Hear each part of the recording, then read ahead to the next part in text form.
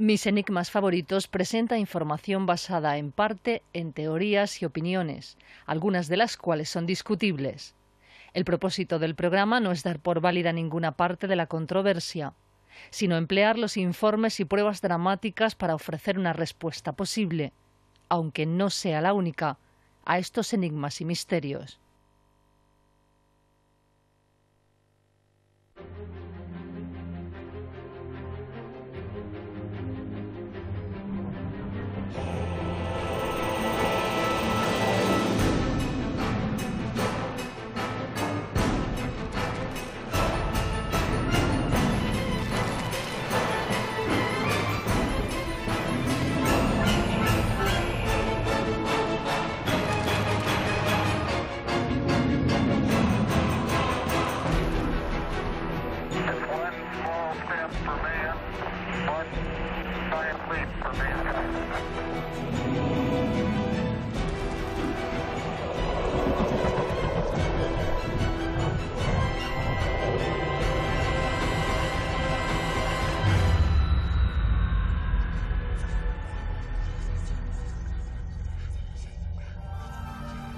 Hasta hace poco se pensaba que el hombre del Paleolítico inferior no tenía aún ningún tipo de sentido religioso, pero los recientes descubrimientos en la cima de los huesos de Atapuerca han desmentido tal afirmación, dando pie además a pensar que el desarrollo inicial del arte, generalmente asociado a la idea de lo trascendente, pudo remontarse a esa etapa.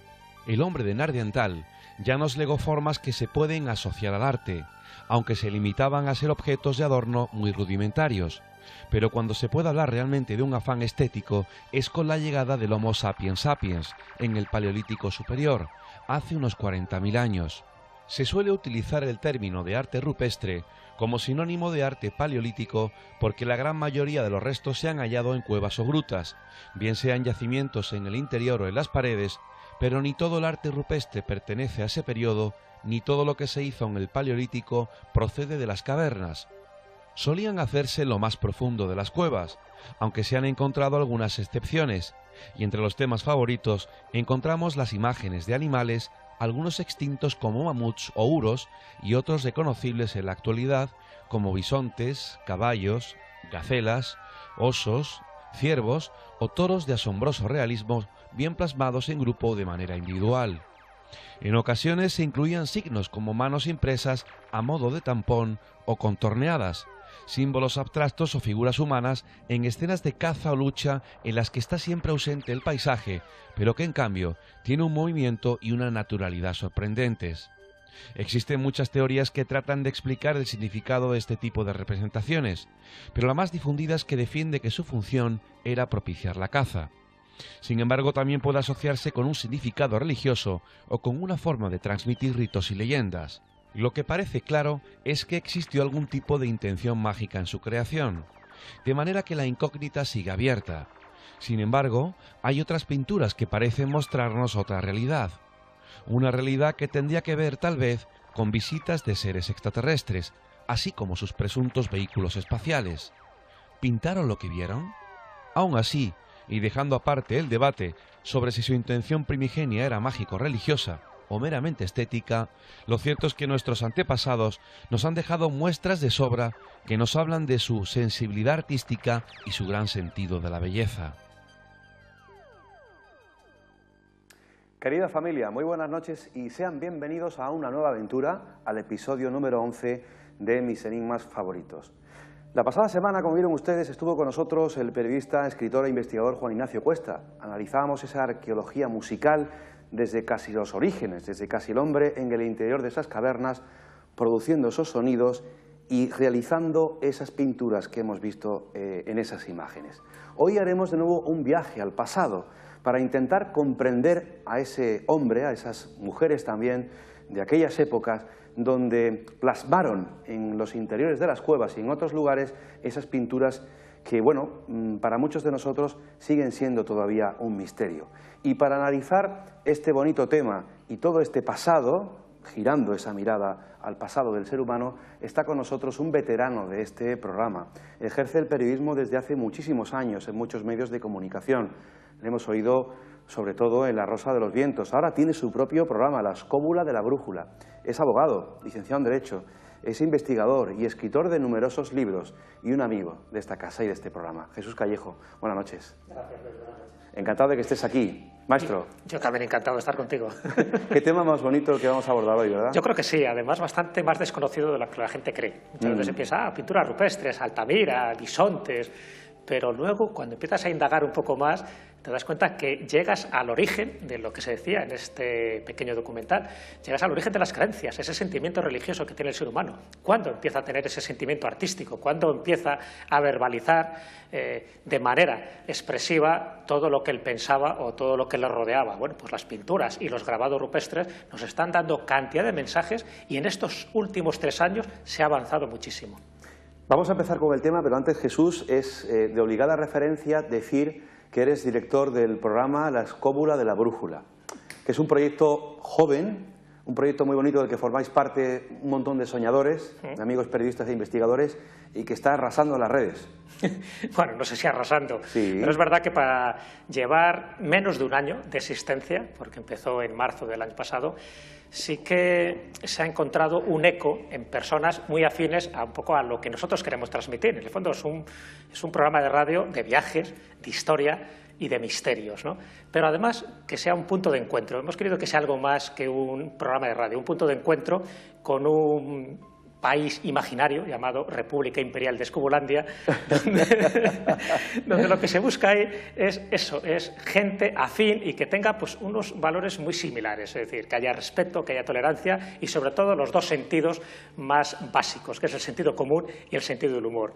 Entonces, con todo eso hemos creado un núcleo de amigos que hacemos radio y esperemos que sea una radio de calidad y luego cantidad de gente que ha entrado en esa sintonía, en esa armonía de lo que nosotros un poco propugnamos, que es transmitir el conocimiento y compartir todo lo que sabemos con aquella gente que quiere escucharlo. No, desde luego la radio de calidad asegurada, con tanta gente ahí y de tantos años de experiencia en la radio. Sabes que mis enigmas favoritos, que saludamos a todos los amigos que están ahora ya en Facebook conectados, muchos están en el otro lado del charco, en Sudamérica. Es increíble, hablábamos Jesús y yo de ese feedback, ¿no? De esa gran audiencia de esos amigos en Sudamérica que siguen ya los programas de misterio. Pero imaginemos que hay alguien que nos está viendo en este momento, oye, yo quiero escuchar La Escóbula de la Brújula. ¿Qué tiene que hacer? ¿Dónde debe ir, Jesús? Nada, es muy fácil. A través de nuestra página web, que son las 3 W, laescobula.com, o también a través del canal de iVoox o de iTunes, pues ahí se puede descargar, porque es verdad que el podcast es otro de esos grandes inventos del siglo XXI, donde ya no hay fronteras, donde puedes llegar a muchísimas partes, ¿no? Yo creo que hay muchos elementos, pero sobre todo 3 esenciales que ha cambiado un poco el paradigma de las comunicaciones. Uno fue la creación de Internet, el otro son los teléfonos móviles, algo de lo que dependemos más de lo que nos imaginamos, y el otro, esa posibilidad de descargarte cualquier programa de televisión, de radio o de televisión, en cualquier momento. Eso llega a muchísima gente, por supuesto no dependes ya de ningún cable como en la antigüedad, y eso hace también que las fronteras, por una parte, se diluyan y aquellas personas que están a miles y miles de kilómetros estén tan cerca de nosotros como la palma de nuestra mano. Fíjate qué paradoja lo que estamos diciendo ahora, la tecnología, Internet, ya todo se ha globalizado, todo se ha hecho más cercano, y sin embargo, por ejemplo, la semana pasada, el maese Juan Ignacio nos hablaba de esos sonidos primitivos, originales, probablemente en el interior de esas cuevas, sí. Los sonidos, la música, la arqueología musical, y hoy hablamos de imágenes, de pinturas, ¿no?, que probablemente estuviesen hechas al calor de esos sonidos, ¿verdad, Jesús? Es que estaría relacionado sin ninguna duda. Fíjate, cuando hablamos del pasado, y cuando hablamos del pasado habría que como distinguir, si te parece, como 3 o 4 etapas que yo creo que son esenciales. Perfecto. Porque vamos a hablar del Homo sapiens como tal, es nosotros, el hombre moderno, ¿no? Pero claro, ¿cuándo empieza el hombre moderno? Se sabe más o menos que puede ser alrededor de hace 125.000 años. Eso es importante saberlo, porque antes había homínidos, había género Homo, pero Homo sapiens sapiens como tal, vamos a hablar de 125.000 años. Algo ocurrió ahí, ese eslabón perdido que todavía no sabemos qué es, pero que podemos especular. Algo ocurre para que ese hombre, ese homínido, tenga conciencia de sí mismo y empiece a actuar de forma inteligente.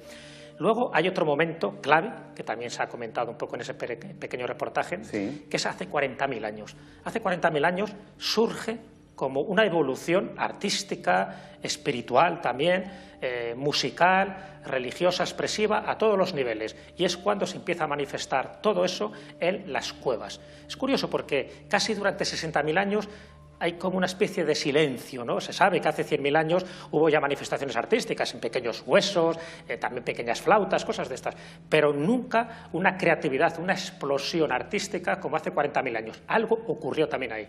Y otra época también clave, que me imagino que saldrá esta noche, son los 12.000 años. Eso es. Esos 12.000 años también son fundamentales. Y si me apuras, te diría otras dos fechas posteriores que también ocurren cambios evolutivos, que fue hace 8.000 años y hace 5.000 años. Claro. Ese 3.000 antes de Cristo, como tú bien sabes, sí, marca mucho la diferencia. Claro, según la oficialidad se crea la civilización egipcia, por ejemplo, ¿no? Y tantas civilizaciones. Y muchas cosas, porque es cuando empezaría realmente la escritura, cuando empezaría realmente el hombre a expresarse ya de otra manera, mucho más consciente, pero siempre recordando que anteriormente no ha habido una evolución lineal, sino que ha habido momentos de evolución con momentos de involución. Y esos cambios muchas veces tienen que ver, y me imagino que entraremos en ello, con cambios climáticos, pero también posiblemente con injerencias externas.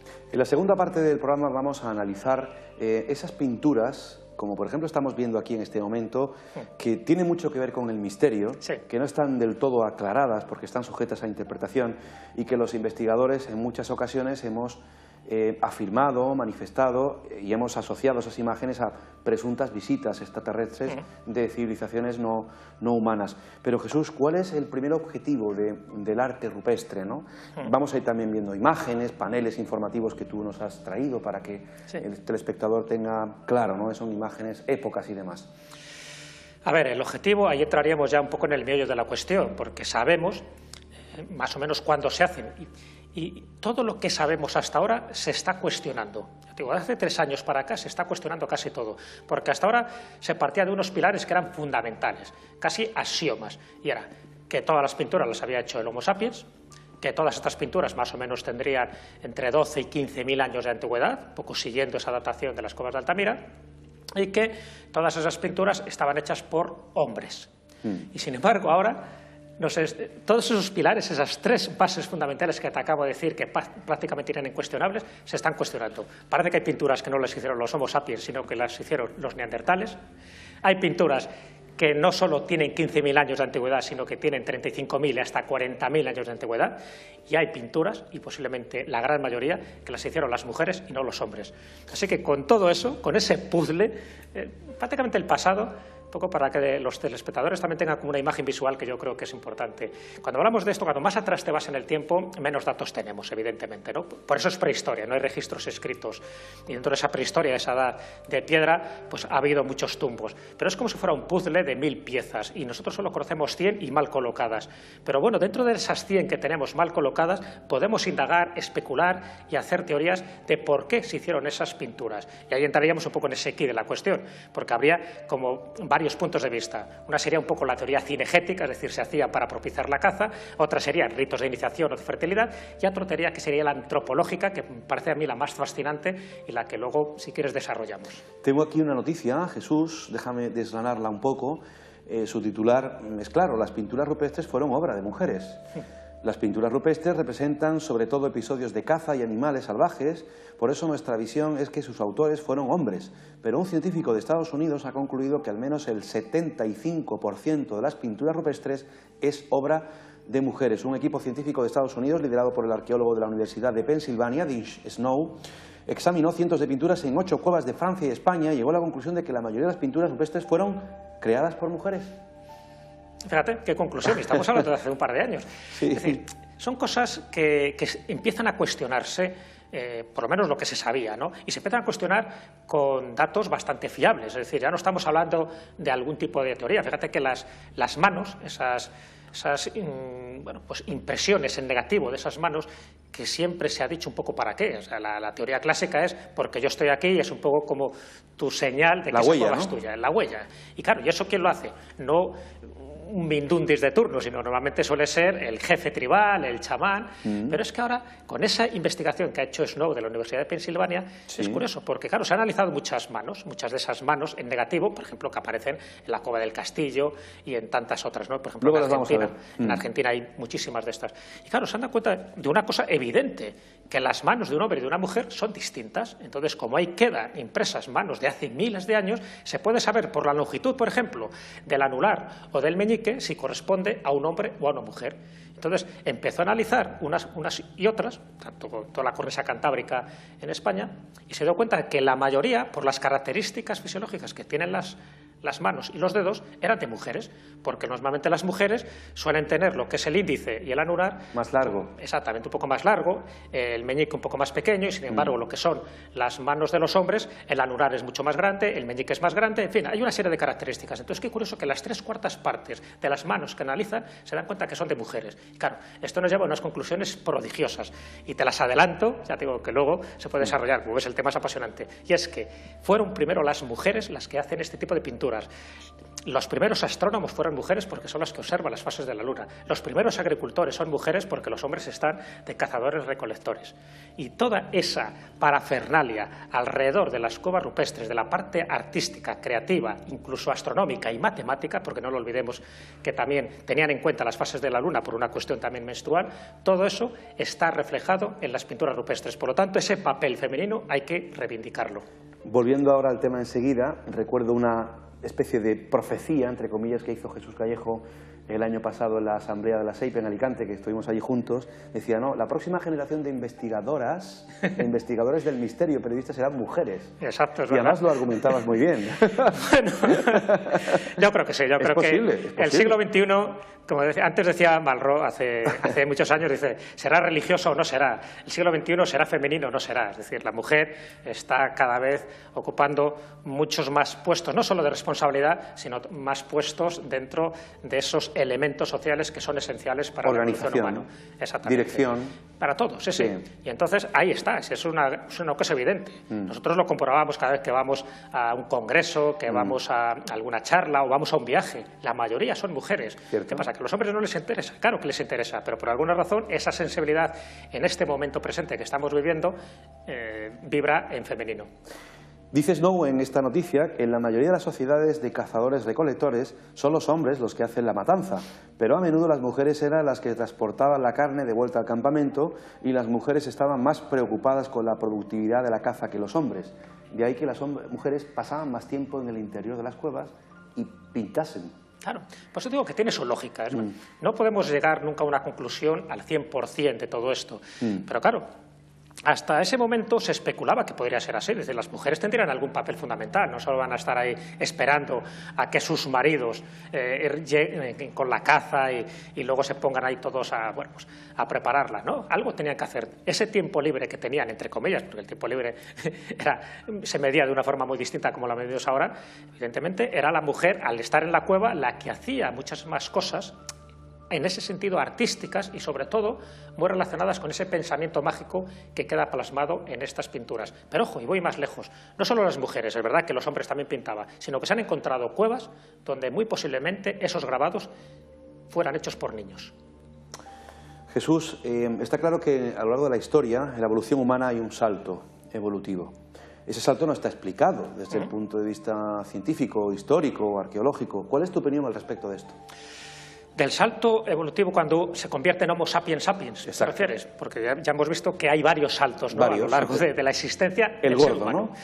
El gordo está claro. A ver, ese eslabón perdido, que es un poco la piedra angular en la que debería un poco radicar todo, es decir, y que justificaría en parte las mitologías, las leyendas, los génesis de distintas religiones. Siempre se parte de un momento dado, de una especie de laboratorio, de un paraíso terrenal, de un Edén, donde surge esa primera pareja de seres humanos, a partir de ahí, pues toda la descendencia humana, lo que un antropólogo llamaría el Homo sapiens, sapiens, el hombre moderno. ¿Qué ocurrió? Está claro, no se ha encontrado todavía ese eslabón perdido, se ha empezado a especular, y claro, pero es que aquí hay como dos corrientes muy definidas, incluso con una especie de batalla incruenta entre ellos. Por una parte están los antropólogos y por otra parte están los genetistas o los biólogos moleculares. Tienen opiniones bastante diferentes. Un antropólogo se basa en los huesos, en las huellas fósiles de nuestros antepasados, y entonces empieza, pues yo qué sé, desde la época del Australopithecus, pues el Afarensis, el Boisseis, en fin, el Robustus, todos esos serían como antepasados nuestros, ¿no? El Homo habilis, el Homo erectus, el hombre de Neandertal, todos descenderíamos de alguna forma de un tronco común y con esa evolución. Pero en los genetistas, que tienen otro tipo de información distinta a la que tiene un antropólogo, o sea, no solo se basan en las huellas fósiles que te deja un hueso o incluso excrementos o pinturas rupestres, ellos se basan en el ADN y se puede analizar ese ADN, y de hecho ya sabes que ya conocemos el genoma humano, el genoma además de Neandertal. ¿Qué es lo que dicen ellos? Que a lo mejor había como dos troncos muy diferenciados, dos familias. Por una parte estarían los homínidos, donde entrarían todos estos que acabo de comentar, todos los Australopithecus, el Homo habilis, el Homo erectus, pero serían una familia homínida y de ahí descenderían los simios. Pero el Homo sapiens tendría otra familia totalmente distinta, no procedería de ahí. Y tendría como tres categorías ese Homo sapiens. Estaría el arcaico, estaría el cromañón y estaría el actual, el nuestro, ¿no? Porque ha habido también una evolución. Bueno, ahí está la clave. Es decir, ¿cuándo se da ese salto evolutivo? Si no procedemos de esos homínidos que estaban pues eso, en las selvas, subidos a los árboles, cuando llega un momento en que empieza a ponerse sobre dos pies, que empieza a caminar, que empieza a tener constancia de lo que le rodea, que empieza a dominar el fuego, que empieza a dominar... Conciencia. Exactamente, todo lo que le rodea, ¿para qué? Para preservar su especie en detrimento de las que tiene alrededor, que pueden ser animales herbívoros, carnívoros o otras especies de homínidos, que luego es muy interesante porque ahora se sabe que hubo conviviendo, coexistiendo varias razas humanas. No Homo sapiens solo, sino humanas. Los neandertales también es una raza humana como tal. Bueno, entonces eso es lo que nos hace derivar a cosas increíbles. Porque si es verdad lo que dicen este departamento, por ejemplo, de biología molecular de Yale y de Stanford, que es uno de los que han propuesto esta teoría, de que la familia del Homo sapiens es totalmente distinta a la familia de los homínidos, es que en algún momento tuvo que haber un salto evolutivo. Y ese salto evolutivo no se produce de forma automática o natural, sino que estaría un poco lo que decía Francis Crick, que sabes que es un poco el que desarrolló toda la teoría del ADN en el año 53 con Watson. Él habla de la panspermia dirigida inteligente. Exacto. Es decir, algo ocurrió en un momento dado, no solo para que hubiera vida en el planeta Tierra, sino para que una especie bastante animalesca se convierta de la noche a la mañana en una especie muy inteligente, de los cuales nosotros seríamos, esperemos que dignos sucesores. Leo algunos comentarios que se están ahora realizando en Facebook. Desde hace un rato estamos en directo a través de Mijas 340, televisión para todo el mundo. Juan Moreno escribe: me estoy acordando de unas pinturas rupestres en la cueva de Nerja, donde se representan unas focas monje. Se dice podrían datar de unos 60.000 años, y si no recuerdo mal, los últimos neandertales de la zona se encontraron en Zafarraya y de una antigüedad de 35.000 años. Posiblemente pintasen los neandertales estas focas. Luego hay muchos comentarios, como por ejemplo el de la profesora María José Sánchez Alegría.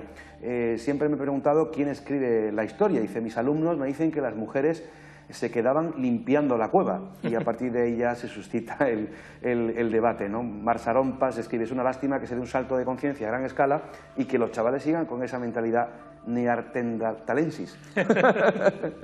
Le hemos preguntado a Jesús a Robert Baubal, investigador y escritor, buen amigo nuestro, ¿cuál es su opinión con respecto a ese salto evolutivo, ¿no? Ese eslabón perdido? Esto fue lo que nos contestó.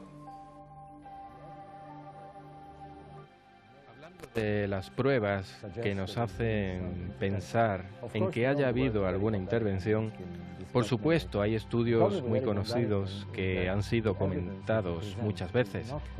El problema es que las pruebas que presentan no son convincentes, son interesantes, pero no han servido para realizar una investigación seria. Analizar textos antiguos también es interesante, pero de nuevo con eso no se va a persuadir a ningún investigador de cierto calibre a que investigue. Creo que lo que merece la pena considerar es escoger ciertas anomalías que existen, como las que hay en Egipto. Muchas veces he hablado de las grandes piedras que usaron en la construcción de los templos y pirámides de Giza, que pesaban entre 100 y 200 toneladas. Para mí es una anomalía, no solo por pensar en cómo se movieron estas grandes piedras, sino más importante aún, ¿por qué moverían piedras tan grandes? No era necesario. Esto es un gran enigma. Es siempre a través de anomalías que se consiguen avances científicos. Ese es el camino a seguir, porque si llegamos a la conclusión de que estas acciones no son posibles en el contexto de estas civilizaciones antiguas, porque no tenían tecnología necesaria, que no sabían ni podían hacer algo así, entonces tenemos que considerar que hay algo más. Y es por ahí por donde la investigación debe ir. Y esa es la dirección por la que estoy apostando. Hay investigadores serios que son ingenieros, arquitectos, geólogos que dicen que esto no es posible. Así que si no tiene explicación hay que buscar otras opciones. Este es el camino a seguir.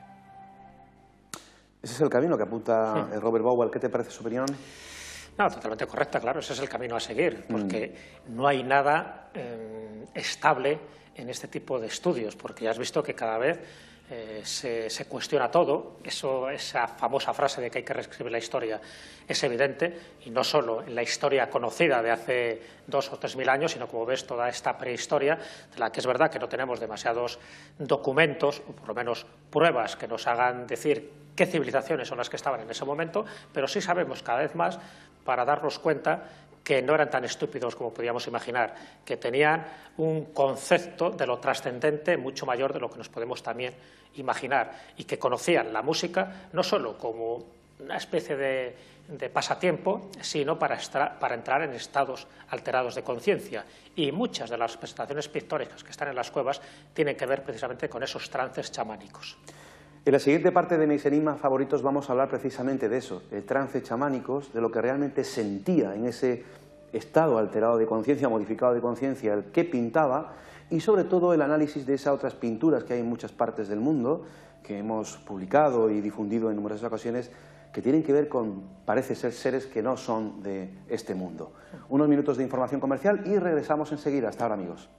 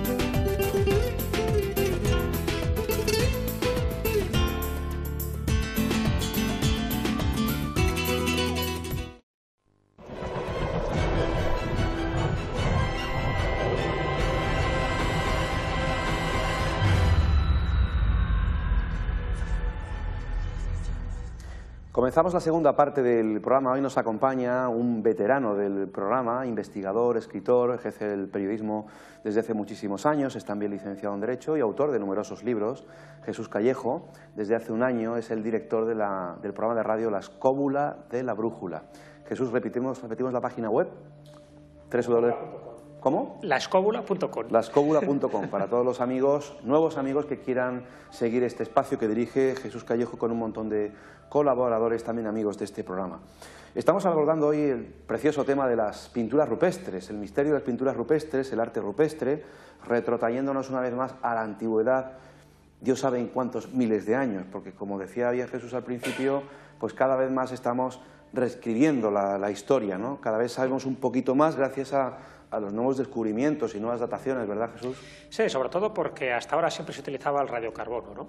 El carbono 14 famoso para este tipo de dataciones, pero como bien sabes, cuando nos retrotraemos mucho en el tiempo no nos sirve. Entonces se han buscado nuevas técnicas como el uranio torio, que es mucho más preciso. ¿Por qué? Porque lo que mira, a través del isótopo de uranio, es esas concreciones calcáreas, ese carbonato de calcio que tienen las pinturas rupestres. Entonces, claro, como eso está por encima de la pintura en sí, se puede datar de una manera más precisa y a nivel cronológico en el momento que se hicieron esas pinturas. Y de ahí que hace un par de años hayan salido noticias sorprendentes que en la cornisa cantábrica, como en cuevas como la del Castillo, la Pasiega, la de Altamira, pues tengamos que retrotraer esas pinturas ya no a los 15.000 o 20.000 años que sabíamos, sino a 35.500 años, incluso en algunos casos a 40.000 años. Sí, es la noticia que tengo aquí de la redacción BBC Mundo.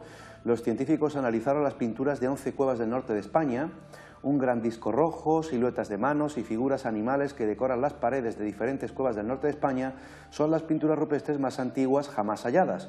Esa es la conclusión de un estudio recién publicado en la revista Science, que sugiere que los dibujos de las cuevas del Castillo, Altamira y Tito Bustillo, todas ellas en el norte de la península ibérica, son los más antiguos de Europa paleolítica, ya que fueron dibujados por nuestros ancestros hace aproximadamente 30 y 40.000 años. Pero fíjate lo importante de esa noticia, porque claro, dicho así, parece que nos marea, ¿no?, tantas cifras, 30 o 40.000 años. ¿Y qué? Bueno, vamos a ponernos en situación. ¿Desde cuándo está el Homo sapiens en la península ibérica? ¿Desde qué momento? Porque eso es importante saberlo. Claro. Bueno, pues según los datos oficiales que tenemos a día de hoy, eso no quiere decir que dentro de un año ya se cuestione todo, pero a día de hoy los datos más antiguos que tenemos del Homo sapiens en la península ibérica es de hace 34.000 años, tanto en Covagrán, en Lérida, como en la Cueva de la Viña, en Oviedo, se han datado en esos 34.000 años. ¿Qué quiere decir? Que si estas pinturas son anteriores a esos 34.000 años, como parece ser, incluso se habla de 40.000 años, ¿eran Homo sapiens los que estaban ahí? Claro. ¿Quiénes eran? ¿Quiénes eran? ¿De dónde vinieron? Entonces ahí es cuando se empieza a especular que a lo mejor eran neandertales. Pero si eran neandertales, entonces también hay que pensar que no eran tan estúpidos o eran tan brutos como nos los han pintado, sino que también tenían ese concepto artístico de su existencia y, sobre todo, de esa magia simpática a la hora de representar animales para que fueran propiciatorios, para cazarlos, para alimentarse, para la subsistencia, además de la parte ritual, que según en qué sitio de la cueva estuvieran representadas estas pinturas o estos ideomorfos, es decir, estas figuras abstractas extrañas, representaban una cosa u otra. Pero fíjate, antes habíamos cuestionado lo que el hombre no ha pintado exclusivamente esas cuevas, sino que posiblemente fuera la mujer. Ahora estamos hablando de que a lo mejor el Homo sapiens no es el autor de todas esas pinturas. Vivimos en Mijas. Mijas tiene muchas cuevas, así como Torremolinos, toda esta parte de la Costa del Sol, de la provincia de Málaga, pero es que estamos a 80 kilómetros aproximadamente de Nerja, ¿no? ¿Y quién no conoce Nerja y sus famosas cuevas? Con recientes descubrimientos además. ¿Podríamos decir a día de hoy que las cuevas de Nerja son las más antiguas del mundo? Algunas de las pinturas serían las más antiguas del mundo, pero no de forma tasativa, porque así como esta información que tú acabas de dar, pues bueno, viene avalada por un equipo de científicos y utilizando una técnica como esta, la del uranio torio, y bueno, pues se puede precisar esas manos, esos círculos rojos, curiosamente, además círculos muy semejantes, ¿no?, a esas naves que incluso algunos antropólogos han querido decir que serían ideogramas y que Antonio Rivera, por ejemplo, en algunos de sus libros lo asociaba a platillos volantes, ¿no?, que es mucho asociar. Pero bueno, cuando te vas a las pinturas de la cueva de Nerja, en concreto esas focas, que uno de los telespectadores lo comentaba al principio, no tienen esa antigüedad el que decía, no son 60.000 años, pero sí se han datado con un método indirecto en 42.000 años. Fíjate, nos vamos todavía incluso 2.000 años atrás. Claro, ¿por qué digo que es un método indirecto? En el sur de la península ibérica. En el sur, con lo cual es más llamativo todavía, porque hasta ahora, si te das cuenta, todas las dataciones es en la cornisa cantábrica, entre el sur de Francia y el norte de España. Exacto. Perfecto, que tiene su lógica porque ahí hay un asentamiento kárstico tremendo. Pero es que estamos hablando del sur, pero ojo, no solo ahí, también se han encontrado en cuevas, por ejemplo, de Murcia, donde coexistieron neandertales y Homo sapiens, lo cual también derribamos una de las teorías clásicas, es que nunca hubo cruces entre ellos. Claro que hubo cruces, claro que el hombre de Neandertal desapareció, pero antes de que desapareciera hubo no solo contacto, no solo encuentros, también encontronazos y también relaciones sexuales, porque se ha demostrado por el genoma del ser humano que por lo menos en 2 ocasiones hubo descendencia en ese tipo de encuentros sexuales. Bueno, respecto a lo de Nerja, esas focas pintadas en rojo, 6, extrañísimas, además en una zona muy inaccesible de la cueva, se han datado por la parte orgánica que había justo debajo, que era una antigua, pues un fuego con sus carbones, y entonces cuando se han datado esos carbones, que supuestamente se utilizaba para iluminar la cueva y por lo tanto representar esas focas, se ha llegado a la conclusión de que tienen 42.000 años. Y eso por lo menos es lo que dijo José Luis Sanchidrián, que es un profesor de geología de la Universidad de Córdoba, que mandó a analizar todas estas pruebas a una universidad de Miami y que al final pues sacó esa conclusión. Fíjate lo que supone. Si eso es verdad, si al final se demuestra que tiene esos 42.000 años, ojo, y en otro tipo de muestras se dataron en 45.000 años, rompe totalmente lo que sabemos de las pinturas rupestres y de quién las hizo y para qué las hizo. ¿Qué pintan esas focas ahí? Hombre, si tenemos en cuenta que los neandertales, entre otras cosas, también comían focas, empieza a tener su lógica. Claro, porque focas en el Mediterráneo... En aquella época sí las había. Es que, claro, ha habido muchos cambios. Claro. Exactamente. Porque ha habido muchos cambios. Ten en cuenta que en la época de la última glaciación, si nos vamos a esos 12.000 años atrás... El vergel del Sáhara. Exactamente. Todas esas pinturas de Tassili empiezan a tener una cierta explicación. El nivel del mar estaba 140 metros más bajo de lo que está actualmente. Es decir, había otra flora y otra fauna totalmente diferente. Esos cambios climáticos que se han producido han dado saltos evolutivos en la especie humana, pero también en los animales, incluso algunos han desaparecido. Hace 12.000 años, cuando se produce, en fin, ya el final de la última glaciación, se da un cambio general, desaparecen civilizaciones como la cultura Clovis, por ejemplo, en el norte de América, y también desaparecen especies animales como el mamut, como el tigre diente de sable, como el gliptodonte. Si tuviésemos que hacer un mapa mundial, Jesús, y ya a partir de este momento vamos a ver imágenes, de todas las pinturas rupestres habidas en el mundo, yo diría que prácticamente tenemos en los 5 continentes, ¿verdad? No te creas, en África no hay tantas. Y es curioso. Porque... Bueno, porque claro, Argelia, Tassili... Claro, sí, pero... únicamente. No, y en Tanzania. Y en Tanzania. Y en Tanzania, pero son más posteriores. Y digo que es curioso y paradójico porque... surgimos de ahí, de África, según la teoría de la EVA mitocondrial, de esos 125.000 años, pues bueno, surgimos de ahí y por lo tanto ahí tendrían que estar esas primeras expresiones artísticas. Sin embargo, donde se empiezan a dar esas expresiones artísticas de una forma global es a partir de esos 40.000 años. Bueno, a partir de 40.000 años, ahora que lo sabemos, hace poco decíamos hace 15.000. Pero en África, es cierto, salvo en Tanzania, que luego veremos algunas imágenes, y salvo en Tassili, en Argelia, que son posteriores, es verdad que no se han dado con profusión todas esas manifestaciones artísticas. Vemos fotografías, Jesús le va a dar un pie de foto a cada imagen para que el telespectador pues se lleva, ¿no?, la impronta y el dato de la imagen que vamos a ofrecer, que forma parte de la conferencia que dio Jesús Callejo magistralmente en Alicante el año pasado en la asamblea de SEIP, de los amigos de la Sociedad Española de Investigaciones Parapsicológicas, y que precisamente iba de esto, de los misterios del arte rupestre. Mientras preparan esas imágenes, Jesús, yo quería preguntarte sobre la diferenciación. Por ejemplo, hemos hablado de arte rupestre, pero ¿qué diferencias hay entre un petroglifo y una pictografía? Bueno, los petroglifos son las inscripciones en las piedras. Eso es. Exactamente. Petroglifo, todo lo que tenga que ver con una roca, y además en España somos muy pródigos en petroglifos y sobre todo en la zona de Celta, Galicia. norte. Exactamente. O sea con lo a cual, saber de dónde vería eso, Jesús. A saber. Uy, se analizáramos los petroglifos, porque también se están cuestionando mucha de esa información. Hoy por hoy se sabe que muchos de esos petroglifos tienen que ver con información cosmogónica. Es decir, se están representando estrellas y constelaciones, con lo cual fíjate tú qué carácter tenía el ser humano de mirar hacia las estrellas para muchas de sus cosas, no solo para cuestiones agrícolas, sino también por cuestiones... Reflejaba ahí su cosmogonía. Exactamente. La cosmogonía, los animales que veía y, sobre todo, los símbolos que son universales, esas espirales, esos puntos. Laberintos. Esos laberintos, esos universales. Es el primer lenguaje, que es el lenguaje simbólico, antes de que se empezara a manifestar otro tipo de lenguajes. Y las petrografías, evidentemente, estamos hablando de pinturas. Es un poco como lo del arte parietal paleolítico, eso que suena tan raro. ¿Qué es eso del arte parietal paleolítico? Bueno, pues el arte, evidentemente, parietal es porque tiene que ver con cuevas o con covachas, y paleolítico porque estamos hablando de esa época época antigua, de esa época prehistórica, donde el ser humano pues empieza a desarrollarse como tal. Y cuando digo a desarrollarse como tal, es que empieza a tener ese concepto religioso, cósmico, espiritual, chamánico, y siempre intentando contactar no solo con lo que lo rodeaba, lo visible, que era la caza y eran sus congéneres, sino con lo invisible, y eso es lo interesante, ¿no? ¿Cuál es el último salto evolutivo? ¿El Homo? El Homo tonticulus, como ves, va en dirección contraria con su móvil.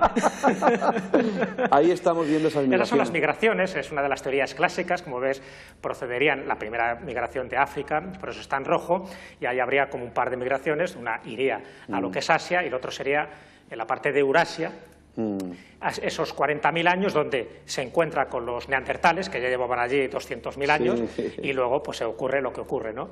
Bueno, pues esto es uno de los sellos conmemorativos que se hizo en las pinturas de Altamira. Como ves, fíjate, debajo pone 12.000 años antes de Cristo. Habría ya que cambiar esa fecha. Esto es una mujer neandertal. Esto es una reconstrucción que se hizo por la revista Nature, donde se vería cómo sería una mujer neandertal en función de los huesos, de los cráneos que se han encontrado. ¿Esto es Altamira? Esto sería... No, esto es el castillo. Perdón, el castillo, sí, en el norte. Exactamente. ¿Ves esas manos? Aquí estaríamos hablando de representaciones pictóricas, ni más ni menos, de más de 37.000 años. ¡Guau, Jesús! Esas manos. Y muchas de esas manos son femeninas, como este disco rojo, que esto sí es Altamira, este disco rojo, que también se ha datado en esos 35.500 años aproximadamente, que es una verdadera burrada, porque teóricamente no había Homo sapiens todavía. Esto es como sería un poblado neandertal en aquel momento, sí, porque para que se vea que los neandertales no eran tan estúpidos. Esta es la cueva de Chauvet, porque hasta hace poco la cueva de Chauvet, que tiene 32.000 años, se pensaba que era la cueva más antigua, las pinturas rupestres, claro, y al final España le ha ganado por goleada en el momento que empezan este tipo de datos. Aquí tenemos esas focas, las focas es lo más interesante respecto a esa datación cronológica. Aquí lo vemos porque está realmente en una estalactita, y se ven esas focas, hay hasta 6, ¿no? Aquí se ven 2. Esto es lo que estaría datado por ese carbono 14 de los restos que quedaban de una antigua fogata, ¿sabes? Esto serían las del Cherry, es unas cuevas del País Vasco. Aquí se ve la concreción de lo que hemos visto antes, como más definido ese bisonte, pero que tiene 39.000 años. Es una burrada. Se ha descubierto también hace un poco la antigüedad. 39.000 años. Una vez más, volvemos a cuestionar si estamos hablando de Homo sapiens o de qué. Y por lo tanto, se cuestiona todo este tipo de cronología. Esta es Argentina, ¿no? Esto es Argentina. Aquí es esa cueva, ¿no?, de las manos, que la llaman así. El otro día una amiga de Argentina lo ponía en Facebook. Claro, fíjate. Ahí sería. Fíjate, esta es muy curiosa porque... Son esquemáticas, ¿no, Jesús? Muy esquemáticas, pero imagínate este personaje que vemos a la derecha con ese falo que tiene. Sí, el falo. Siempre se ha dicho que es algo de fertilidad. Aquí las tenemos, estas serían las de Cogul, las otras eran las de Alpera. Pero ¿por qué este falo? Es lo que también indican algunos investigadores, que a lo mejor eran mujeres los que estaban representando esto, no los hombres. O sea, ¿qué es la mujer? Estas son vulvas, las vulvas de Tito Bustillo, de la cueva de Tito Bustillo. ¿Por qué representar una vulva? Lo lógico es que lo represente una mujer, como pasa con esta Venus, la Venus de Losel, de 22.000 años, donde se ve a una mujer desnuda con... Bueno, va muy rápida la imagen, si no era para detenerla. Luego si lo podemos... si podemos... La paramos ahí, porque esa es muy interesante. Vamos a intentar parar esa imagen, ¿no? Esto sería como un calendario paleolítico, ¿ves? Lunar, evidentemente. Vamos a retomar esa Luego imagen. lo retomamos. Pero bueno, sí es un poco interesante esta panorámica que hemos visto, pero bueno, para darnos cuenta de la calidad que tienen ese tipo de pinturas y sobre todo que ya se ven como dos tipos de representaciones. Por una parte la abstracta, puntitos, símbolos, discos, y por otra parte animales, con el mayor realismo posible. Eso es muy interesante porque luego tiene que ver con esa teoría del trance chamánico que justifica en parte, no todas, pero puede justificar en parte el por qué se hacían estas pinturas y dónde se hacían, no en un sitio cualquiera de la cueva, sino en sitios muy especiales. Claro, es que estás describiendo un proceso, para ellos entiendo que mágico, Jesús, es como cuando alguien escribe algo, ¿no? Parece que al escribirlo está como intentando ponerle la energía al escribirlo para que eso se cumpla, para que se haga realidad, ¿no? Supongo que para el que pintaba, para el que hacía esas pinturas en la cueva, era como un proceso mágico para intentar hacer realidad esa escena que estaba pintando, ¿no? Claro. Sí, fíjate, aquí entramos, si quieres, en esas tres teorías que se han establecido y que no son antagónicas, sino que posiblemente sean complementarias, ¿no? Las tres teorías de por qué se hacían este tipo de pinturas, ¿no? Vamos a eliminar la pintura de que la teoría de que no tienen nada que hacer y, bueno, se dedicaban ahí a pintar. Está claro que esa queda totalmente desbancada de esta plataforma en las tres teorías en las que los grandes investigadores se han basado. Por una parte, un poco esa cinegética, el momento en que tú representas a un animal como magia propiciatoria. Tú estás representando un animal para provocar su caza, por eso se representaban animales herbívoros, para poder cazarlos, para poder alimentarlos. Pero también representabas depredadores, felinos, osos. ¿Para qué? Para evitar, una especie de magia, para evitar que esos animales se acercaran a ti, no para matarlos tú, porque no se acercaban, no eran tan tontos para ir a matar a un felino, para ir a matar a un oso, eso los evitaban. Iban a matar a los animales que realmente eran más pacíficos y que les iba a dar todo tipo de suministros. Pero sí había ese tipo de representaciones para evitarlos, como decir, como una especie de talismán, de amuleto, de esos que no se acerquen a mi cueva, pero otros sí los quiero matar. Y luego se representaban como cópulas o representaciones sexuales de animales. ¿Para qué? Para propiciar la fertilidad, porque evidentemente si tú los cazas pero no se reproducen, mal vamos. Esa sería una de las teorías, que tiene su lógica y que tiene pues sus grandes defensores, ¿no? Bereuil, por ejemplo, es uno de los que lo defienden. Luego estaría la teoría, bueno, si quieres, la del rito de paso, ¿no? Sí, no, te voy a decir que acaba de intervenir nuestro buen amigo, el periodista Francisco Contreras, dice: 38.000 años, Altamira, me afirmó ante la grabadora Silvia Villaescusa, de Prensa, hace 3 semanas, que estuvo allí en Altamira, en la neocueva. ¿Ves? Confirmado. Pues digo que todo este tipo de datos lo que hacen es sustentar algo que nos empieza a movernos en un terreno, por una parte resbaladizo, pero por otro apasionante, porque nos da un concepto de nuestros antepasados muy distante al que se nos ha dado pues, en los colegios, en los institutos, incluso en las universidades hasta hace muy pocos años, pues que era gente que solo pensaban y se comportaban para sobrevivir. No, también tenían sus momentos de trascendencia, de ponerse en contacto con lo invisible, con sus dioses, con sus seres sobrenaturales. Eso es fundamental. Entonces, la otra teoría serían los ritos de paso, que decía que es un poco la teoría de Leroy-Gourhan, que es uno de los grandes antropólogos franceses, donde decía que eran lugares de ritos de iniciación y, por lo tanto, las pinturas lo que representaban era como la huella de que alguien había traspasado esa frontera, ese umbral de ser niño adulto, los ritos de iniciación, los ritos de paso, que tantos ríos de tinta ha hecho correr, sobre todo en épocas posteriores. Pues también ellos lo sabían. Y luego la tercera sería la teoría chamánica. Esas pinturas las hacían hombres o mujeres, pero que estaban como alterados mentalmente por la ingestión de una serie de drogas, de sustancias enteogénicas.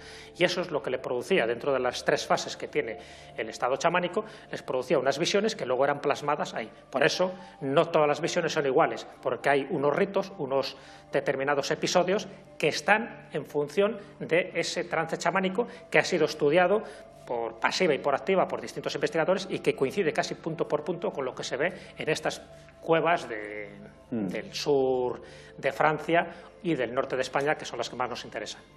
Hemos visto en muchos museos repartidos por todo el mundo, ¿verdad, Jesús? Sí. E incluso nos hemos acercado en algunas ocasiones, los más intrépidos, a esas cuevas para contemplar esas pinturas. Yo no he tenido todavía la suerte de viajar al Tassili, pero sí a otros lugares donde efectivamente esas pinturas parecen reflejar otros mundos y otros personajes que quizá pudieron ser verdad. Si ellos, los antiguos, reflejaron con una fidelidad extraordinaria escenas de caza, de animales, escenas que se producían en torno a la hoguera, ¿por qué no pensar que ellos también reflejaron con esa fidelidad esos seres que quizá en ese pasado remoto visitaron este mundo? Vamos a hablar ahora de ellos viendo pinturas, pero vamos a escuchar una nueva opinión.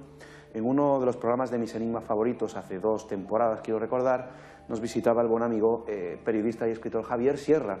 Y también hablando de la antigüedad del ser humano, pues él hacía esta reflexión. Le vemos y escuchamos. Retrotraemos al origen, ese origen incierto, desconocido, misterioso y que está fuera de la oficialidad.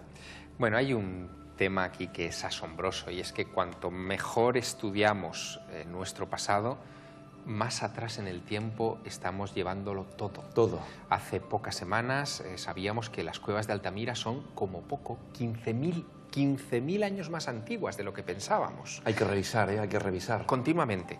Fíjate que también nos han enseñado en el colegio a los de nuestra generación que la historia comenzaba en Sumer y que probablemente habría que fechar la historia de la civilización en torno a unos 6.000 años, 7.000 años, y de repente se desentierra en Turquía, cerca de Urfa, de la antigua Ur de Caldea, un lugar que es Göbekli Tepe, que tiene como mínimo 11.000 años, 12.000, es del 10.000 y pico antes de Cristo, y ya era una estructura de civilización compleja.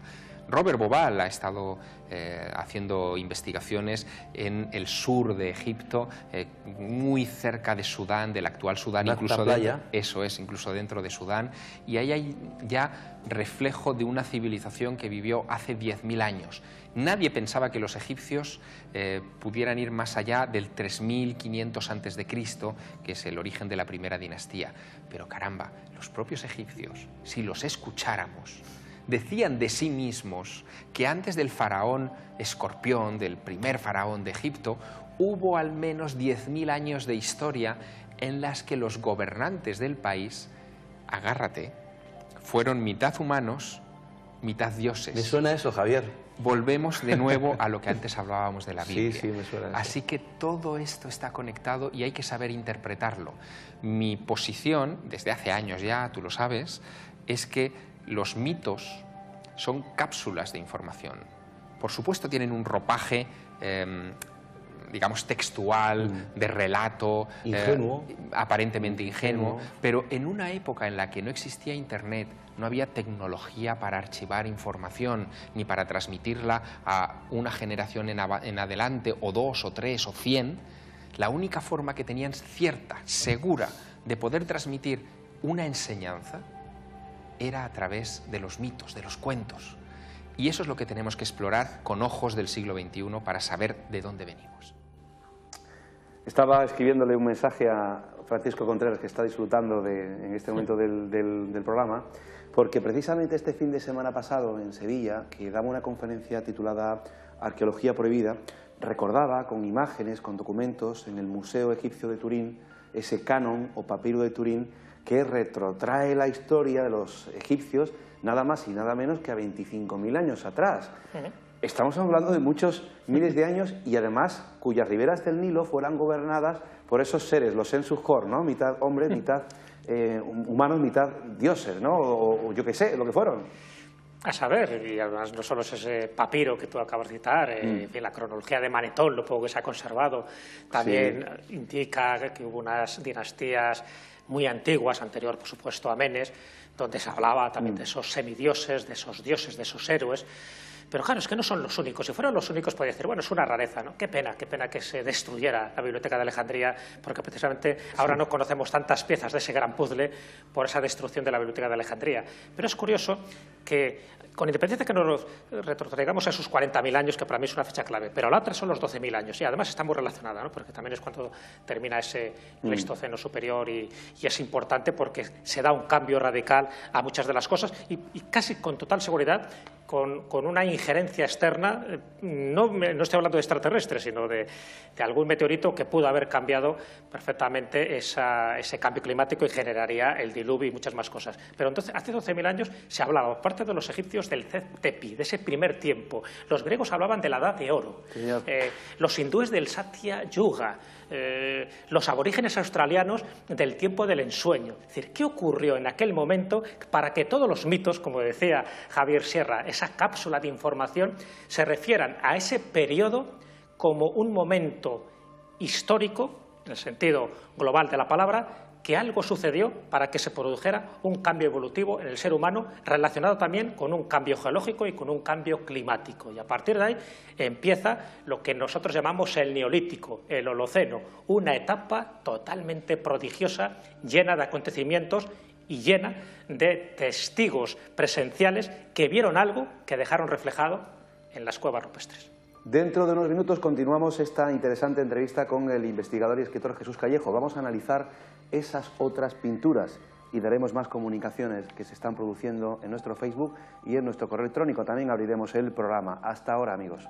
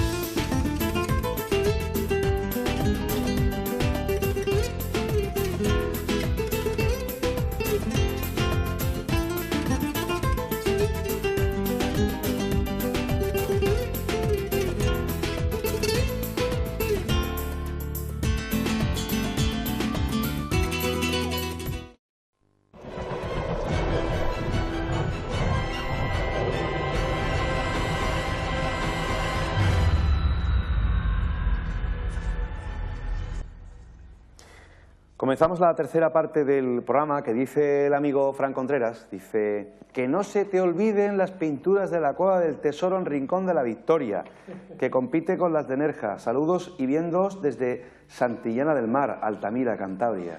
Un saludo, Vaya Fran, lugar, ¿eh? Un saludo. Buen sitio. Buen sitio. Buen sitio. Allí está también el buen amigo Mariano Fernández Urresti. Bueno, hay muchos comentarios en Facebook, lógicamente no los vamos a leer todos, pero de verdad que son muy interesantes. Yo te animo, como todos los invitados, a que el día siguiente te pases y revises por el muro los comentarios, porque muchos de ellos son aportaciones interesantes de datos. Hay, de hecho, una buena amiga que nos está siguiendo desde Toulouse, en Francia, ella es antropóloga, escribe pinturas propiciatorias. Es curioso la calificación que le da. Propiciatorias de la caza. De la caza, exactamente. O de la fertilidad. Bueno, pues antes de proseguir con el análisis de otras muchas pinturas curiosas y misteriosas, como siempre en esta parte, toda la información del programa. Tenemos un correo electrónico, otra vía de comunicación que abrimos ya para lo que deseen. Ahí recibimos sus sugerencias, sus críticas, opiniones, casos, historias, fotografías, todo lo que quieran a misenigmasfavoritos@gmail.com, por si ustedes quieren ahora mandar un correo al programa y hacerle cualquier pregunta a Jesús Callejo, aportar alguna imagen a este correo, misenigmasfavoritos@gmail.com. Tenemos una página web, la del programa, donde toda la información que yo voy a dar a continuación está ahí, tanto en la página web del programa como en Facebook, en el muro de eventos. misenigmasfavoritos.com, www.misenigmasfavoritos.com. Que pasado mañana, sábado 22 de febrero, tenemos una jornada muy especial, el cuarto Simposium Enigmas y Misterios. Ahí nos vamos a dar cita más de 200 personas, un montón de gente compartiendo pues inquietudes y los temas afines al programa. Que pasen, se hagan una vuelta por allí. El 22 de febrero, próximo sábado, cuarto Simposium Enigmas y Misterios. Tenemos una excursión muy bonita el 22 y 23 de marzo a Jaén, al Santo Reino de Jaén, para visitar la catedral y sus enigmas. Haremos también una ruta de fantasmas por la capital, por Jaén, y al día siguiente, domingo 23, iremos al Santuario de la Cabeza en Andújar. Allí contaremos algunas historias. Que en Semana Santa, del 16 al 20 de abril, tenemos también un viaje muy bonito organizado para visitar lo más destacado de Londres, por supuesto el British Museum, la Torre de Londres, conoceremos las historias de fantasmas y viajaremos a Stonehenge, un lugar muy especial, así como a Bath y también a Glastonbury, con todas las leyendas artúricas. Visitaremos, dicen que ahí está la tumba del rey Arturo. Eso será en Semana Santa y, por supuesto, en agosto, nuestros viajes especiales al Camino de Santiago este año, con 2 grupos, máximo de 30 personas en las 2 quincenas.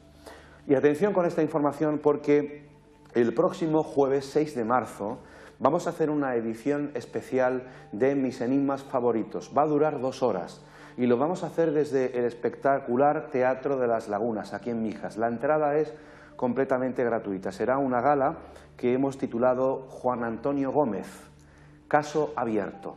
Se me ocurrió hace unos meses la idea de hacer una edición especial donde íbamos a hacer una investigación en directo, una exploración a través de la vía psíquica con sensitivos, videntes y mediums. Estará la familia de Juan Antonio Gómez, parte de la corporación del ayuntamiento, a la cabeza del alcalde de Mijas.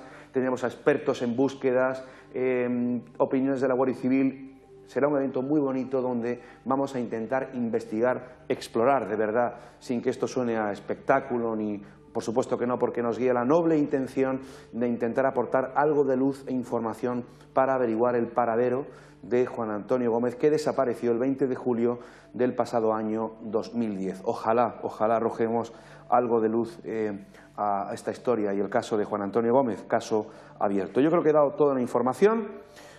Falta el teléfono, por si hay alguien que desee hacer una llamada, 952 58 10 10, por si hay algún valiente, alguna valiente que se atreva a llamar por teléfono para hacerle cualquier pregunta a Jesús Callejo.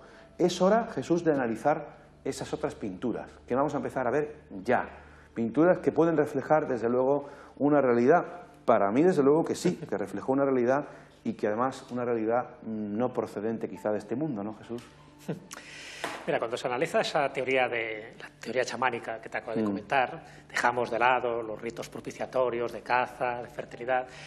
Dentro de la teoría chamánica hay como 2 posturas muy claras. Por una parte, la de Jan Klotz, que posiblemente es el que más ha defendido esta hipótesis, donde él dice que lo que se desarrolla ahí son esos pasos, esos 3 pasos de la ingestión de una droga, de una sustancia que te altera la conciencia y, por lo tanto, lo que veía el chamán y, por lo tanto, el hombre de conocimiento era lo que reflejaba ahí. Y de forma genérica, sin necesidad de entrar en detalles, ¿no? Pero la primera fase serían esos puntos, esos zigzag, es como que todo tiene movimiento, todo tiene color, son esas formas abstractas, geométricas, que aparecen representadas en ciertas zonas de las cuevas. La segunda parte es cómo racionalizar todo eso que le está produciendo al chamán en ese viaje iniciático y, por lo tanto, lo intenta racionalizar con objetos o con animales. Y la tercera parte, que es la más interesante desde mi punto de vista, es cuando se intenta ver, esto que estamos viendo aquí es falso, esto es el famoso astronauta de Fergana, que se sabe perfectamente que tiene que ver con el año 67 y que se demostró que era una falsedad, a pesar de que algunos autores, como Erich von Däniken, lo dio como válido, a pesar de que era más falso que un euro de corcho, ¿no? Ahí se ve la firma del pintor en el año 67, pero bueno, también es interesante para distinguir lo que hay de verdad y mentira en este terreno, ¿no? Como estas pinturas que se dicen que se habían encontrado en la India y que al final pues eran también falsas. Pero bueno, un poco siguiendo con lo del trance chamánico, porque yo creo que es importante a la hora de analizar con cierta frescura, ¿no?, este tema, es que en esa tercera fase es cuando el chamán se siente... Este es, por cierto, el petroglifo más grande de toda la historia. ¿Eso estaba en Bolivia? No, eso estaba... Sí, en Bolivia, efectivamente. Bolivia, sí. Exactamente, eso es de Bolivia. Y este es muy interesante porque es de Australia y estaría reflejando un animal que ha desaparecido. Y por lo tanto, si ha desaparecido, y lo que parece que era como una especie de antepasado del emú, y se desapareció hace 40.000 años, quiere decir que esa pintura debería tener también 40.000 años. Ahí estaríamos hablando de brontosaurios, en fin, cosas de estas, ¿no? Es muy curioso porque, ya te digo, cada una de estas es para analizar con detalle, que bueno, que en definitiva fue aquella charla que tú escuchaste y donde me explayaba un poco el por qué aparecen este tipo de seres. Bueno, pues es en esa tercera fase del trance chamánico, esa teoría de Jean Klotz y de Lewison también, que es bueno, un poco como el coautor de esta teoría. Ahí está la portada de ellos. Ahí está, sí, exactamente. Lewis Williamson, que lo que hace es que este tipo de representaciones chamánicas, ellos los ven como cosas que solo están en el interior del chamán, en su mente. Entonces, cuando empiezan a ver sensaciones de ingravidez, que ellos se transforman en animales, que pueden como flotar, que pueden transformarse, que pueden ver a seres semidivinos. Todo eso, según estos antropólogos, forma parte de su mente y la fantasía, sus visiones. Vale. Pero Graham Hancock, que también está en esta misma historia, y hemos visto ahí el título de su obra, Supernatural, como la llama, él dice que esas supuestas fantasías no son tales, sino que cuando el chamán, en ese trance chamánico, está viendo estas figuras, que son mitad hombre, mitad animales, o incluso dioses, o seres, en fin, que nosotros ahora podríamos calificar de alienígenas, ¿no?, por lo extravagantes que son, no serían cosas que forman parte de su mente, sino del exterior. Él lo que está pintando es lo que él veía, pero él lo que veía abriendo las puertas de la percepción. Lo que permitía estas sustancias enteogénicas es abrir esas puertas de la percepción. Esto es muy interesante si lo pudiéramos retener un poquillo, porque esa es de las pocas escenas que hay dentro de las pinturas rupestres. ¿Podemos retener la imagen anterior? Es la anterior. Vamos a intentarlo, vamos a intentarlo. Es muy curiosa porque normalmente se representan pinturas. Este es el libro de Graham Hancock, que te decía, Supernatural, donde habla de ese trance chamánico, pero en lugar de decir, como Jean Claude, que forma parte del interior cosmogónico de ese chamán, ¿qué va? Lo que veían eran cosas reales. Esos dioses existían, estaban ahí y lo tenían que reflejar. Lo que pasa es que la persona autorizada para reflejar eso era aquella persona que hacía de pontífice, es decir, aquella persona que comunicaba el mundo natural con el sobrenatural, el mundo físico con el mundo invisible. Y solo podía él representar esto. Esto es una escena muy curiosa de la cueva de Lascaux, en Francia. Se ampliará un poco más porque es un detalle. Si se amplía, es un búfalo que está eviscerado, ¿ves? Hay una lanza como consecuencia de la cual se está eviscerando, está perdiendo un poco sus tripas, sus entrañas. Pero hay un personaje al lado que tiene la cabeza de pájaro, que ahí no se ve, es un poco más... Tiene la cabeza de pájaro. No sé si podemos ampliarla. Y al lado suyo hay otro pájaro que en el fondo, el simbolismo del pájaro es el alma. Es decir, está elevándose a otras alturas para producir ese trance. No está muerto porque es un personaje itifálico, es decir, tiene el pene. Es curioso lo que cuentas porque en cuántas representaciones en papiros egipcios hemos visto ese pájaro transportando el alma. Pues ahí lo tenemos. Y además está en un palo, qué pena, ya te digo, que no se vea la totalidad de la escena, porque es muy significativa, porque tampoco hay tantas escenas. Está representando toda una historia, como si fuera un cómic. Ya no estamos hablando de un bisonte que con una zagalla, que es lo que se está viendo ahí, está siendo abatido. ¿Qué va? Lo que se está viendo es a un chamán que tiene cabeza de pájaro, por lo tanto una transformación, es un ser híbrido, y justo con un pájaro también al lado, que en el fondo está representando el alma que está volando, que está trascendiendo hacia otros mundos, donde se está produciendo esa visión que él luego intenta reflejar con la muerte de ese animal. Es decir, ahí solo nos faltaría, que sería un poco la escena completa, que apareciera un ser extraño, un ser sobrenatural, como los que hemos visto, por ejemplo, en las cuevas de Tassili, o los seres que hemos visto en Valcamonica, en Italia, o estos seres que también se ven en Tanzania. Extrañísimos. Son seres que normalmente están representando escenas ingrávidas, que están raptando a alguien y que luego hay como esferas o círculos donde son introducidos y donde estos seres se demuestra claramente, a pesar de que sean antropomórficos, que son distintos al resto de los que están allí. ¿Por qué? Porque les salen rayos, porque tienen una fisonomía totalmente diferente o sencillamente porque están manifestando su poder. Fíjate, hay una cueva en España interesantísima, porque no estamos hablando de pintura, sino de grabados, que es la Cueva de los Casares. Está en Riva de Salices, en Guadalajara, que tú la conoces muy bien, además ahí es donde se hace lo del bosque de Cebrián todos los años.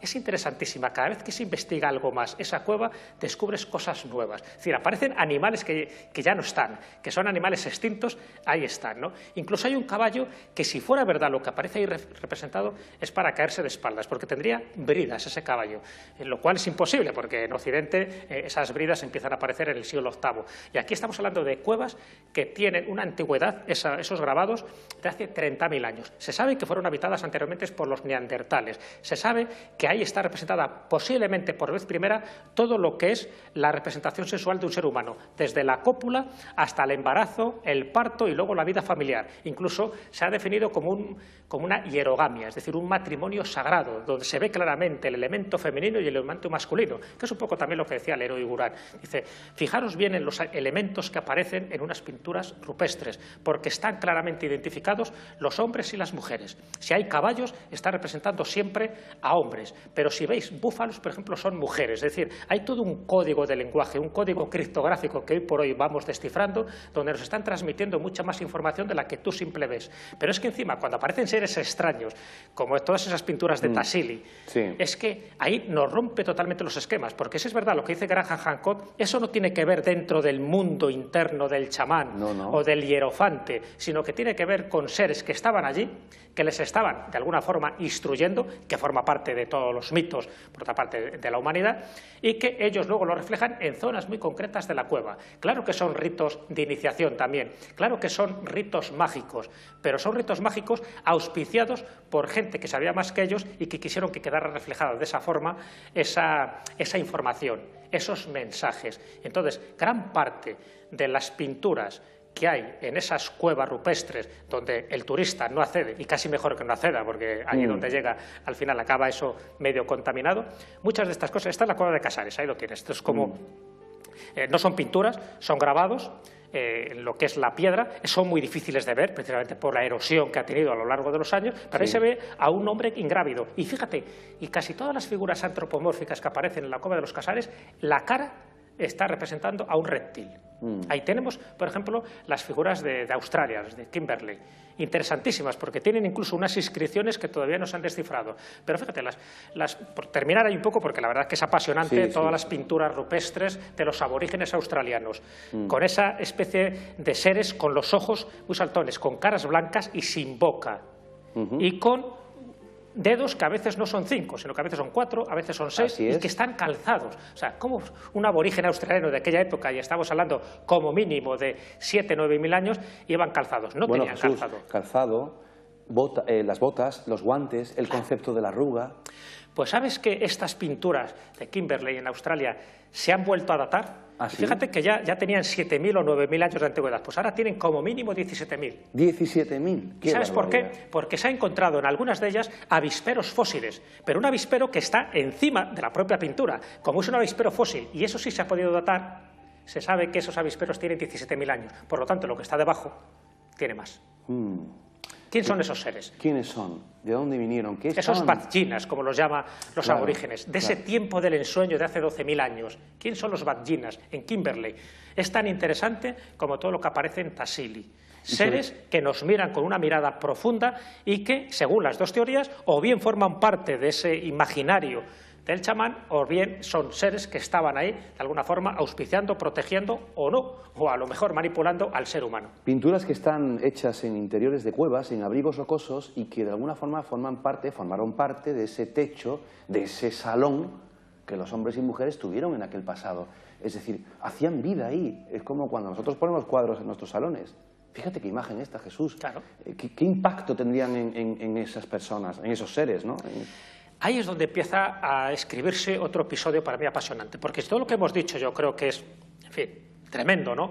Porque de alguna forma cuestiona todo lo que sabemos de historia, de prehistoria, de antropología, la genética está aportando muchísimos datos. Es que aquí, fíjate eso. La aducción. Exactamente, la aducción. Si todo esto fuera verdad, es que lo que está representando ahí forma parte de algo que les traumatizó, algo que vieron, algo que estaba ajeno a ellos, a su sociedad más o menos cotidiana de cazadores-recolectores. Si todo eso es así y así queda reflejado, ¿qué quiere decir? Que evidentemente da apoyo a todos aquellos que dicen que realmente ha habido una especie de evolución humana dirigida. ¿Dirigida por quién?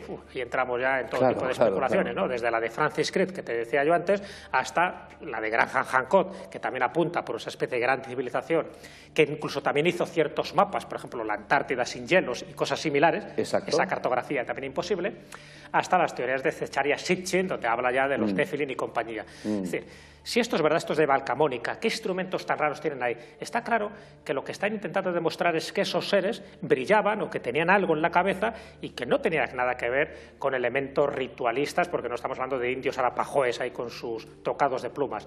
Es otra cosa, con instrumentos que les servían para manipular la materia.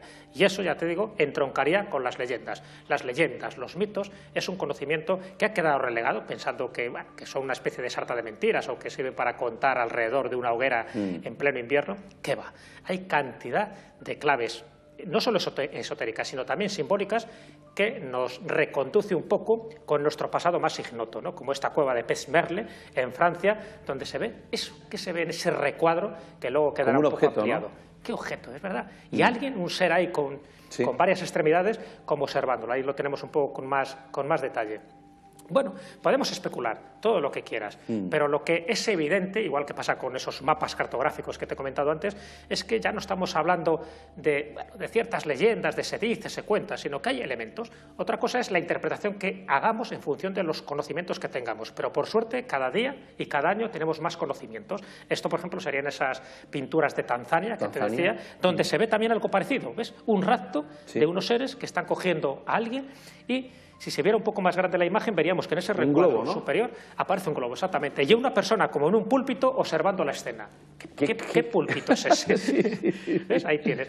Bueno, pues ahí está. Es decir, posiblemente dentro de 10 años tengamos más información, pero lo que no cabe duda es que esto es un desafío para un antropólogo. Esto es un desafío para nuestra especie humana. Y incómodo para los arqueólogos. Ahí lo tenemos. Mira, ese es el detalle que decíamos. ¿Qué pinta ahí este hombre ahí en esa especie de círculo mirando, que una plataforma como si estuviera dando un discurso ahí, no dice, amigos, como alcalde vuestro que soy.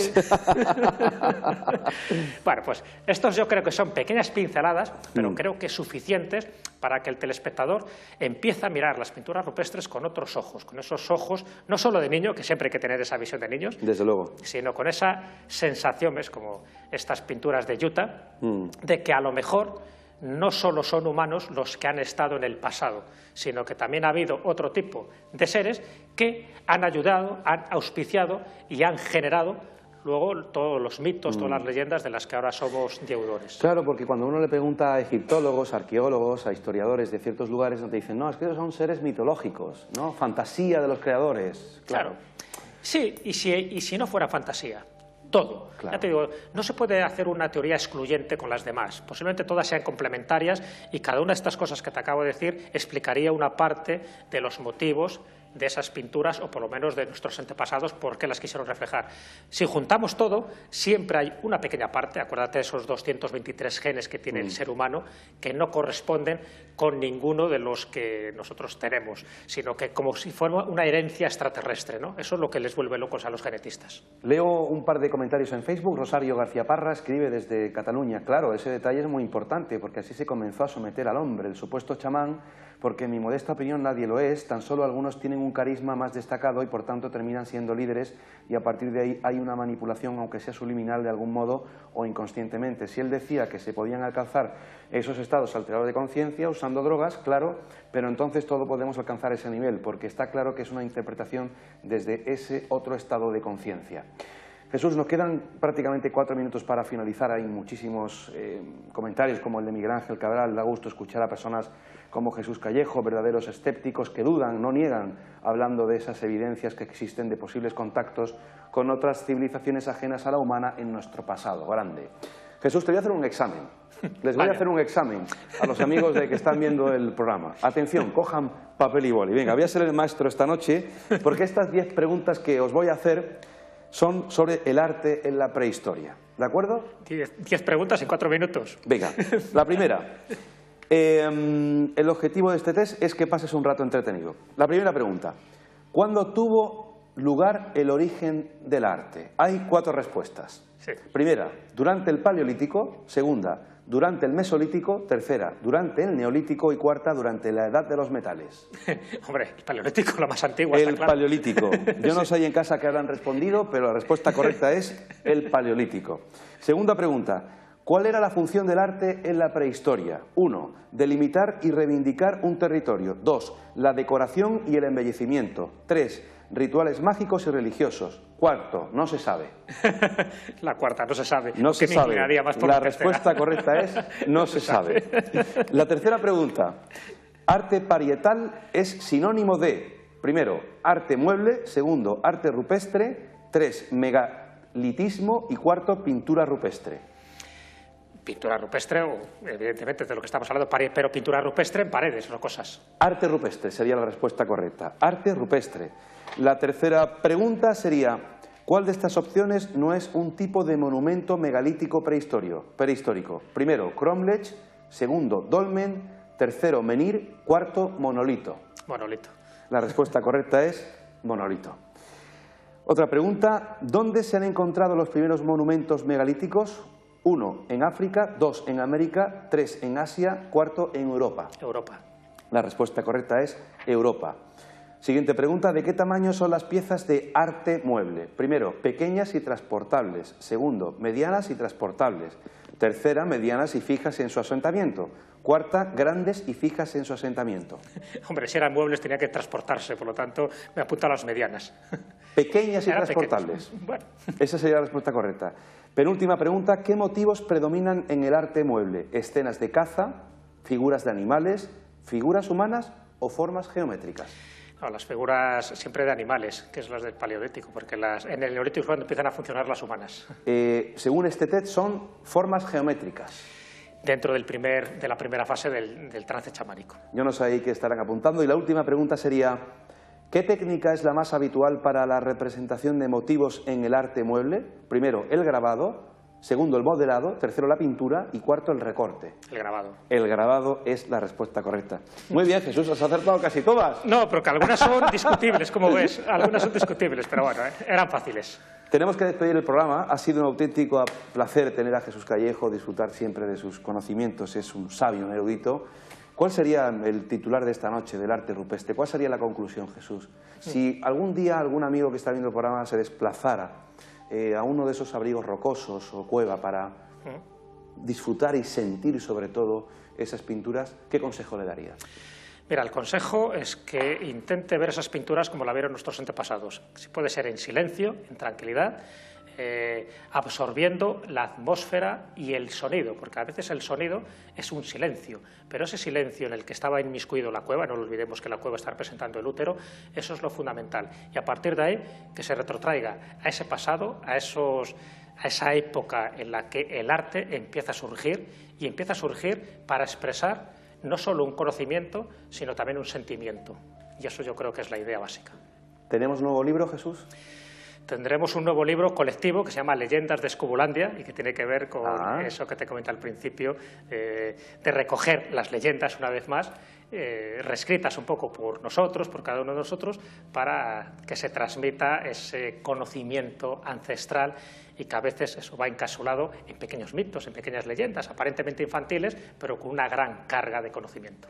Jesús Callejo, una vez más, muchas gracias. Todo un placer, Luis Mariano, como siempre. Hasta pronto. Hasta pronto. Y a ustedes ya emplazarles para la semana que viene más historias, más investigaciones, más periodismo de lo desconocido. Un fuerte abrazo de todo el equipo que hace posible mis enigmas favoritos. Que sean felices, amigos. Buenas noches.